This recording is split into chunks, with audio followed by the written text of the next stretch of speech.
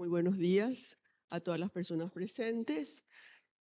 Brevitatis causa, hago mías las salutaciones que las autoridades me precedieron, eh, a todas las autoridades nacionales y extranjeras. Eh, Como ya la estimada moderadora nos indicó, voy a tratar de abordar el problema de lo que se tiene que entender por instancia y cómo más o menos se ha comportado la jurisprudencia nacional nuestra, paraguaya, en materia de este punto, ¿sí? La cuestión pues está en hablar, decir de qué hablamos al hablar de instancia. Y sabemos que hay una diferencia, una suerte de, yo no diría brecha, pero sí por lo menos dos puntos de perspectivas, de enfoques, la visión de los órganos arbitrales y la visión de los órganos jurisdiccionales. Son dos cosas que no miran desde la misma perspectiva. Y cuando hablamos, por supuesto, de los órganos arbitrales, la sensación es digamos, la disputa judicial ulterior no es una nueva instancia. En cambio, para los órganos jurisdiccionales, la disputa jurisdiccional siempre es una instancia. De todas maneras, digamos que desde una perspectiva puramente procesal, si no fuera instancia, por ejemplo, no podría caducar. Por lo tanto, aquí tenemos ya el primer inconveniente, la perspectiva de los órganos arbitrales y la perspectiva del órgano jurisdiccional. Ahora, aun cuando entendamos que es una nueva instancia, también hay que entender que el derecho procesal tiene instancias plenas e instancias no plenas, es decir, instancias limitadas en su revisión. Y eso sucedió, por ejemplo, en el Paraguay en el año 2000, cuando cambiamos el sistema penal, procesal penal, sustancial también, pero también procesal penal, y la instancia segunda era una instancia menos plena para asuntos como estos, penales. Y planteó todo digamos, un reacostumbramiento de la Judicatura Nacional a esto que es la instancia no plena. Porque quizá yo, sesgada un poco por mis 30 años de magistratura, les puedo decir que cuando un juez ve un fallo, se tienta a ver todo lo que está allí bien o mal, ¿sí? Y ese es un problema también de sesgo profesional. Entonces, cuando hablamos de distancia, estamos en digamos, por lo menos en una zona que tiene diversas perspectivas. Y luego, ¿de qué se habla cuando hablamos de nulidad? Hablamos de acción, hablamos de recurso, hablamos, como me decía alguien, impugnación genérica, que sería un tersus genus un poco impreciso, ¿verdad? En el Paraguay, el artículo 40 de la ley de arbitraje nos habla de recurso, ¿sí? De recurso. Solamente que, vuelvo a repetir, es un recurso que abre una instancia no plena, a la cual quizá todavía muchos juzgados y tribunales, sobre todo los tribunales, no se han acostumbrado mucho. Luego, otra cuestión interesante es que la visión que tienen las constituciones respecto del sistema arbitral. La Constitución de la República, me refiero a la Constitución de la República del Paraguay, en su parte orgánica refiere al arbitraje. O sea, en el artículo 247, el monopolio estatal de la fuerza pública y del poder público respecto a la coerción de los sujetos que están en conflicto y la imposición, porque así es, de una solución desde el Estado. Pero dentro de este artículo, el siguiente, 248, invita al arbitraje a estas soluciones. Y entonces aquí yo, digamos que miré, no puedo decir que soy una autoridad en las constituciones latinoamericanas, pero miré un poco las constituciones latinoamericanas y por lo que vi, solo Colombia introduce el arbitraje dentro de su parte orgánica, porque no es lo mismo introducir el arbitraje en las garantías generales de los derechos. Creo que la Constitución argentina lo pone inclusive dentro de los sistemas de solución de conflictos sindicales y laborales. Lo mismo creo que lo hace la Constitución chilena. que ponerla dentro de la estructura orgánica. ¿Por qué? Porque quiere decir que en ese caso no es que estamos ejerciendo una mera garantía de la libertad individual, sino que en cierto modo se delega parte de ese poder público, ese orgánico, a una instancia que es arbitral. Y eso cambia un poco la perspectiva, sobre todo de lo que se espera del arbitraje, de lo que se llega a esperar del arbitraje. ¿Por qué? Porque aquí se plantea, y ya también ha habido jurisprudencia que cambió, que fue cambiando de tono, por ejemplo en España, cuando al principio se hablaba o se anulaban arbitrajes por falta de tutela judicial efectiva, que luego cambió por razones que podemos decir que fueron doctrinales, pero también fueron oportunistas, porque España quería posicionarse como centro o potenciar un poco el arbitraje, que sin duda, como acá se señaló, ya el doctor Letelier lo señaló, es un buen negocio y no está mal que lo sea, ¿sí? Entonces, el problema de la tutela judicial efectiva, cuando se habla del arbitraje como eje, digamos, o cuyo eje es la autonomía de la voluntad, la primera pregunta es, ¿la tutela judicial efectiva es renunciable? ¿Pueden las personas autónomamente renunciar a la tutela judicial efectiva? Y eso nos plantea toda una serie de otros problemas más, ¿sí? Por ejemplo, discúlpenme que yo vengo solamente a plantear problemas y pocas soluciones, ¿verdad? Por ejemplo, el problema del riesgo que se asuma al pactar cláusula arbitral, que es un riesgo muy importante, que es el riesgo de error de juicio, ¿sí? Quiero decirles algo, quizá también sesgada por mis muchos años de profesora de Derecho Civil y de Derecho Romano. La historia siempre nos dice mucho. No siempre hubo instancias de revisión. Muchísimos siglos, muchísimos, las instancias de juzgamiento eran de única vista, ¿sí? Recién cuando digamos, las fuerzas jurídicas, por así llamarlo, de la sociedad romana vieron que había muchos errores judiciales y ya allá por el 200 después de Cristo, fíjense, casi 700 años, empezaron a instalar la segunda instancia. Es decir, ¿es posible en un sistema jurídico de única instancia? Sí, es posible. ¿Es posible arriesgar el error judicial? Sí, es posible. ¿Cómo estamos hoy día? Y hoy día también consideramos, y aquí viene el otro problema, ¿por qué se crea una segunda instancia?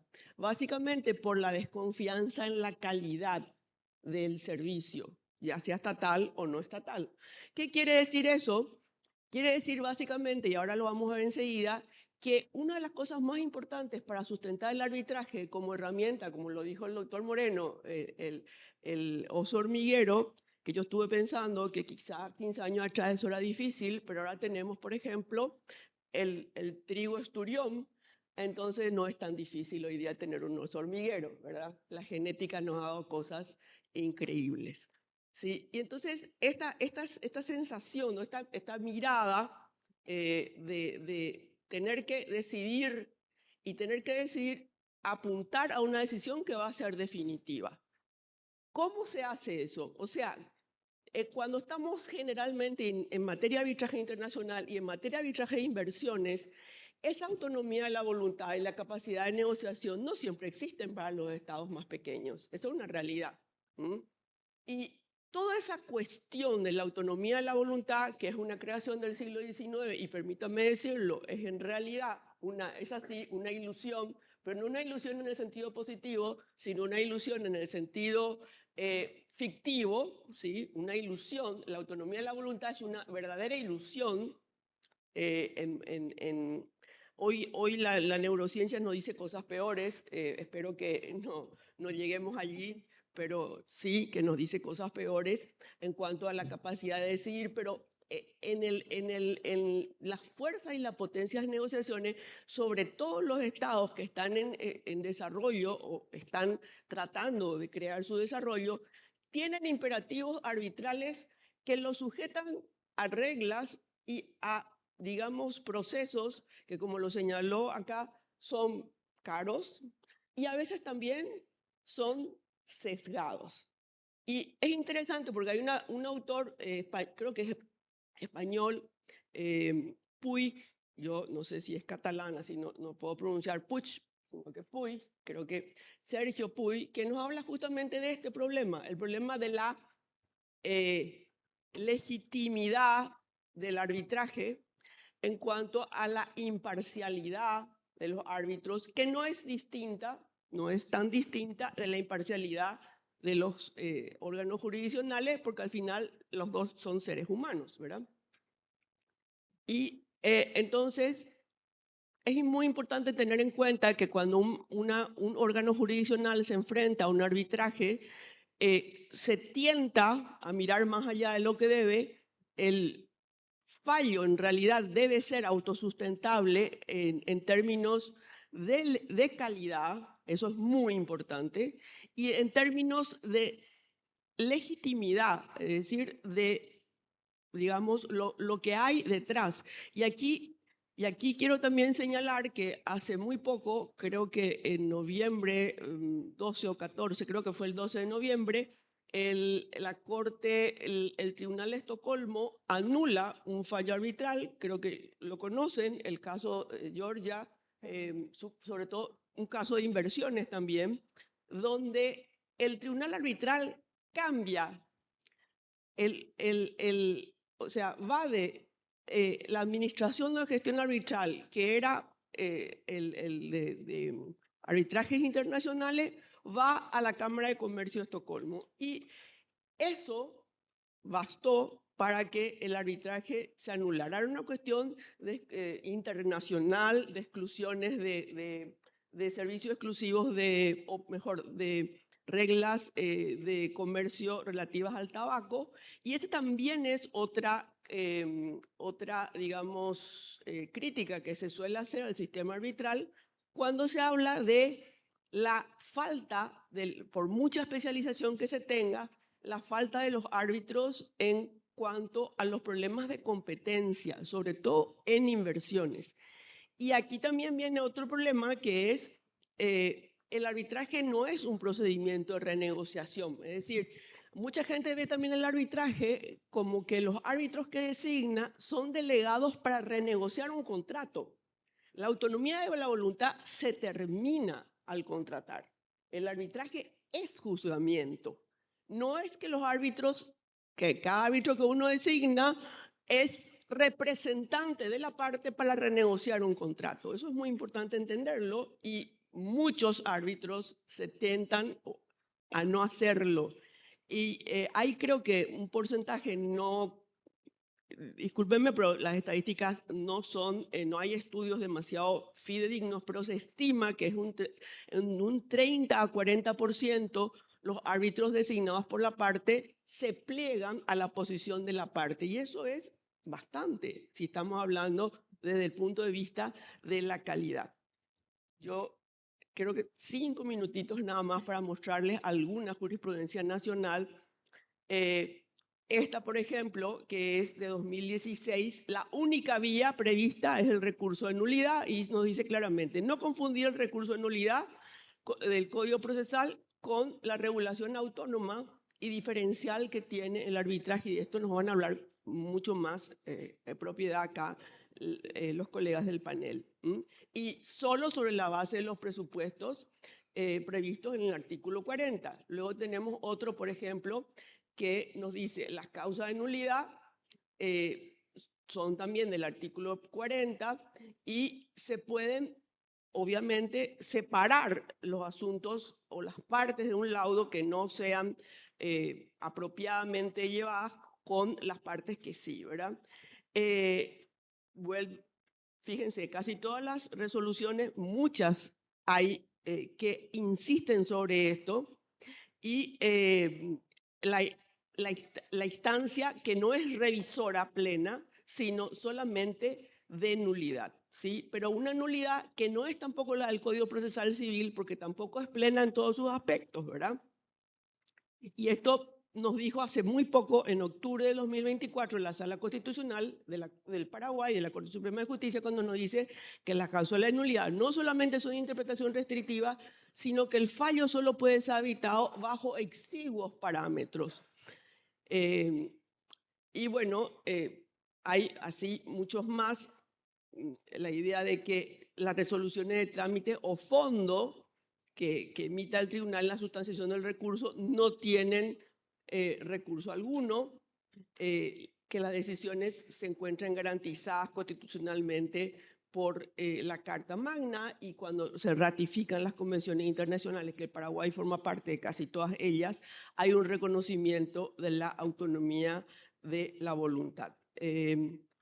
Finalmente, hay un interesante fallo que dice que pocas formalidades le son impuestas al fallo arbitral, pero esa informalidad procesal no es ilimitada. Eso también es importante entenderlo, que creo que es la posición que venían sosteniendo, una posición mediana, ¿verdad? En el famoso punto medio de la regla de oro aristotélica, porque a veces uno se enfrenta con fallos arbitrales, yo los he visto, que difieren para un futuro la solución. Y la pregunta es, ¿para cuándo? Generalmente los órganos que son capaces de diferir soluciones son los órganos jurisdiccionales, porque tienen muchas instancias, verticales y horizontales. Pero un órgano arbitral, ahí tenemos un non-liquid. Y cuando uno tiene un non-liquid, el conflicto no se cierra, ¿sí? En fin, no quiero excederme en el tiempo, y con seguridad tendremos motivos para discutir más ampliamente el problema. Gracias. Muchas